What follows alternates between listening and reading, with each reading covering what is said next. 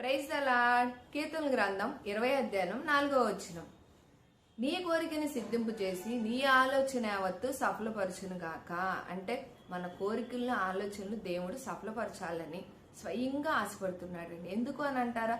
నూతన సంవత్సరంలోకి అడుగుపెట్టాం.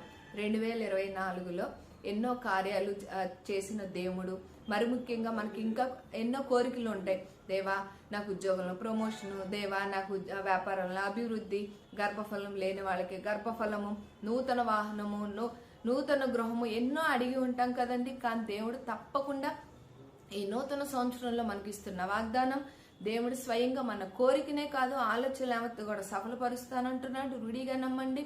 అన్ని విషయాల్లో కూడా వ్యాపారంలో అభివృద్ధిని ఇస్తానంటున్నాడు. ఉద్యోగంలో కూడా మరింతగా దేవుడు అంటే ప్రమోషన్ ద్వారా హెచ్చింపు స్థానాలను నిలబెడతానంటున్నాడు. ఆమెన్. ప్రతి ఒక్కరి కుటుంబాల్లో కూడా ఎవరు ఎటువంటి అవసరతలు ఉన్నారు, ఎటువంటి కోరికతో ఉన్నారు, ఎటువంటి ఆలోచనతో ఉన్నారు, ఈ ఆలోచన యావత్తు సంపూర్ణంగా సఫలపరుస్తానని దేవుడు సెలవిస్తున్న మాట. ఎందుకంటే మనం అవిశ్వాసులు కాకుండా విశ్వాసులు అయి ఉండినట్లయితే దేవుడు కార్యం చేస్తానంటున్నాడు. హల్లెలూయా.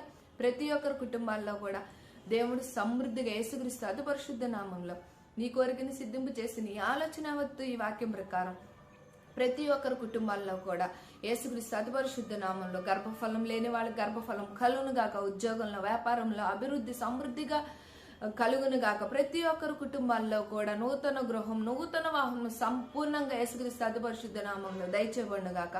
ఈ వాక్యం ఎవరైతే వింటున్నారో రుడిగా నమ్మండి. ఈ వాక్యం యేసుక్రీస్తు అతి పరిశుద్ధ నామంలో ప్రతి ఒక్కరి కుటుంబాల్లో బలమైన కార్యాలు జరుగులాగా ఆయన కృప నిరంతరం మనకు తోడై ఉండును గాక. ఆమేన్. God bless you.